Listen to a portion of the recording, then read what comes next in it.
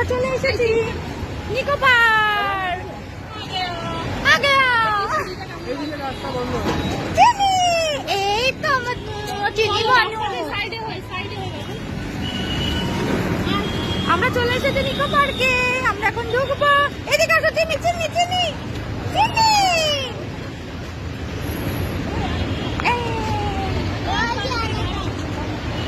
আমরা চলে এসেছি। ওই যে সবাই এখন আসছে। দেখি থবড়াটা।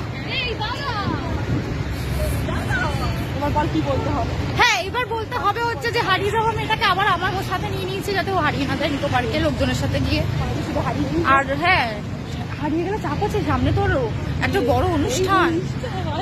যাই হোক, ওর অন্নপ্রাশন সামনে। ও অন্নপ্রাশনে মুখে ভাত।